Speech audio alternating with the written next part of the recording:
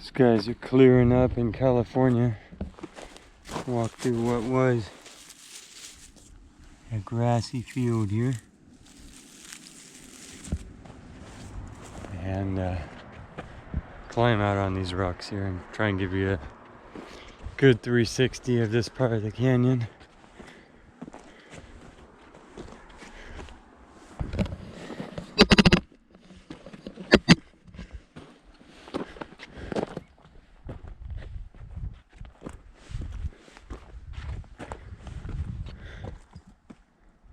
See, it just burned it to nothing as far as grass.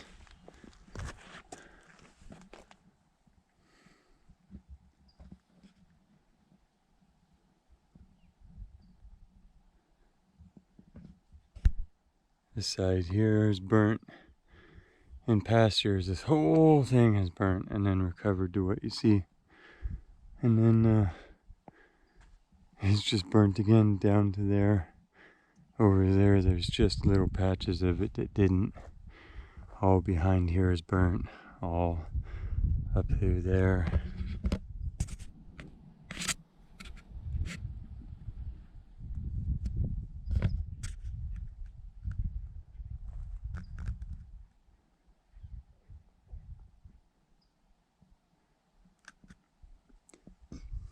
These white marks that you see, that's where a tree falls down and burns so completely that just the white ash is left and almost all the black carbon is burnt off.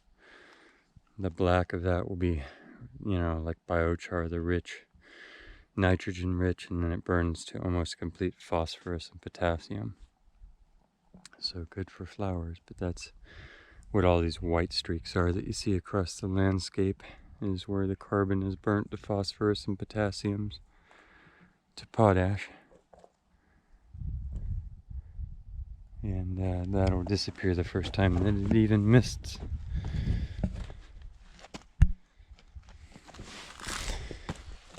Yeah, we don't want to fall off here.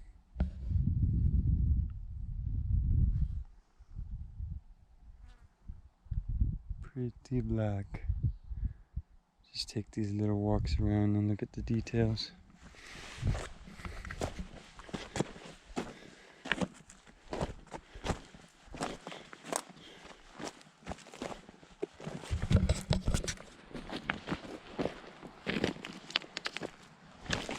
You can see just the pure white left.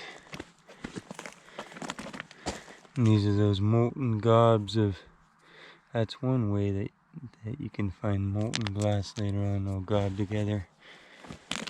Looks like that's probably where the base of the tree went, or the bush went down there, and then that's what we're looking at is what's left.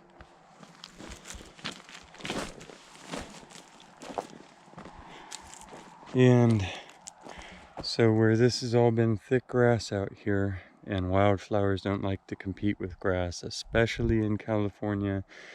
Our wildflowers were set up to live in sparse dirt conditions and stuff, and when the first waves of Spanish grasses came through, cultivated food grasses, they just went wild and basically occupy all the land now.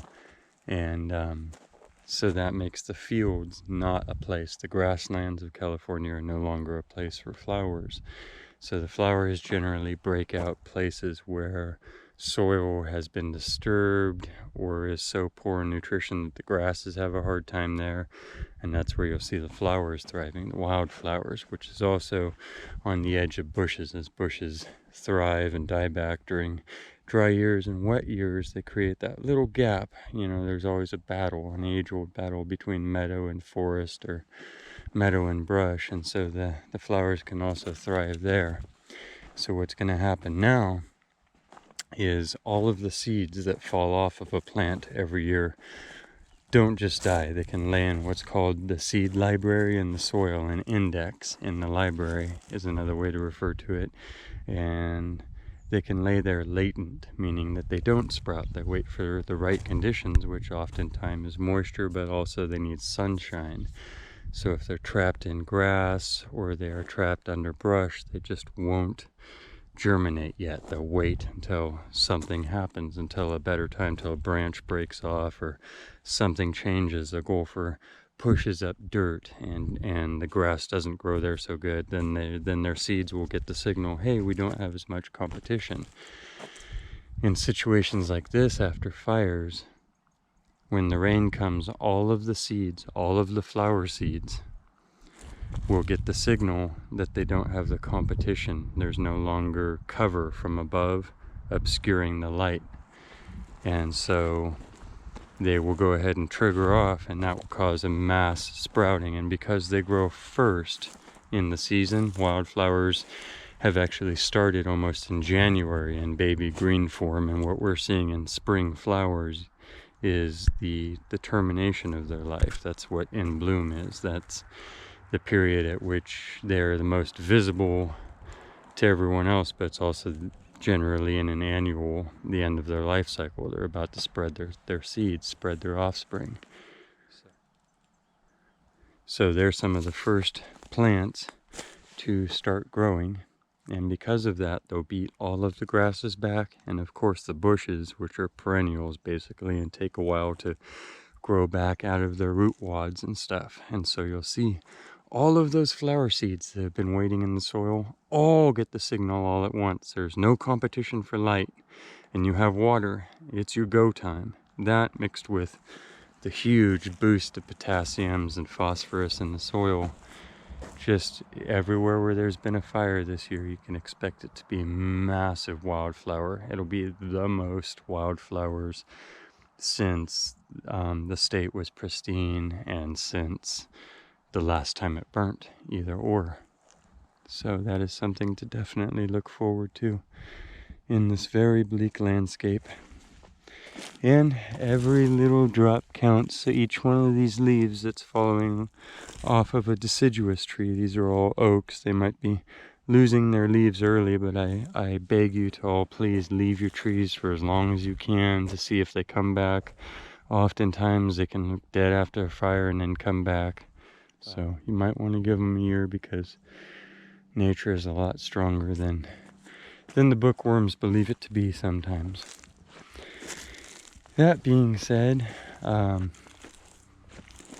yeah, each one of these leaves, to get back on track, is a spot. It's dirt.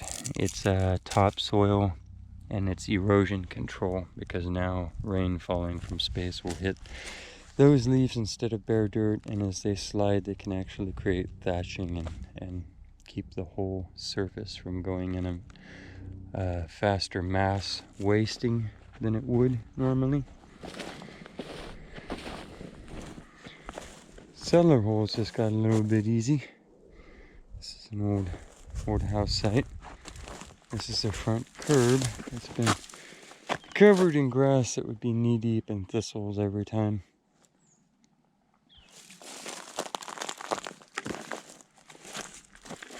This oak did not make it. That one will not recover.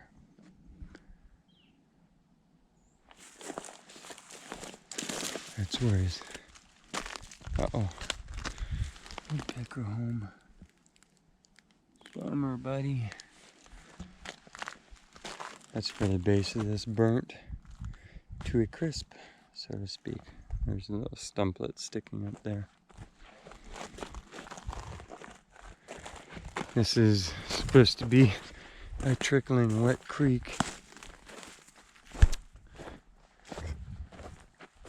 You can see the anthives just standing out. These are all the husks of seeds, so they've gone out and gathered. This is what they've been able to glean even out of this, and then gathered them up and taken the seeds out. These are just the husks, and they must all be in for the night, I guess,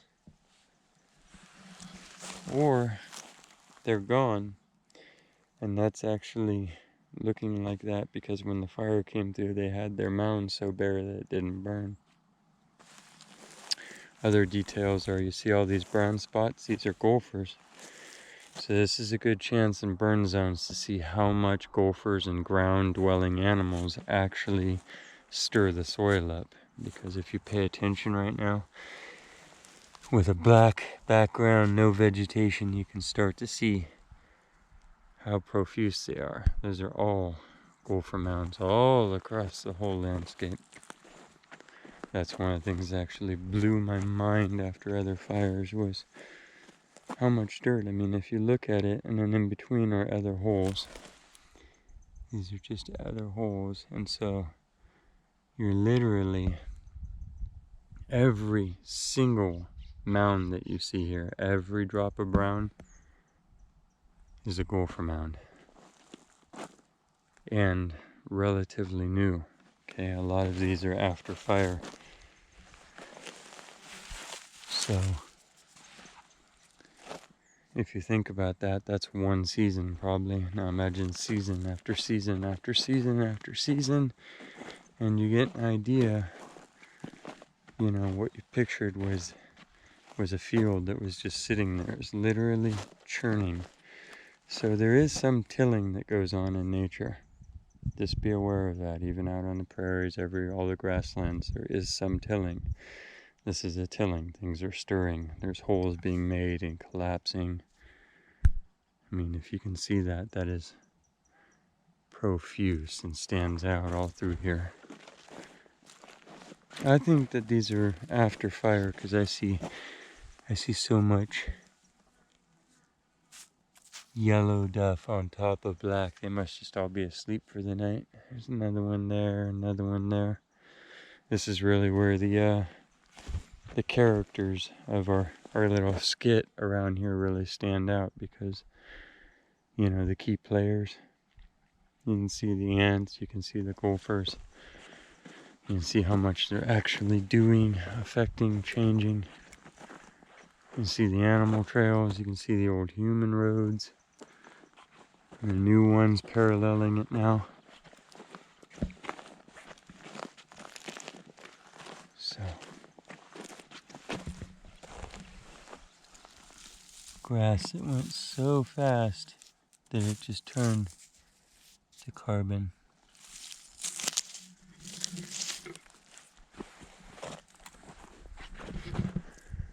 And yeah, a couple gopher mounds. Pretty crazy. Pretty crazy when you think about it.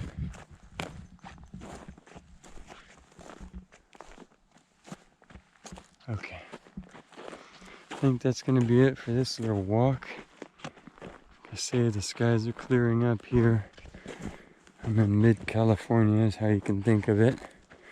North and east of the San Francisco Bay when you look at it on a map.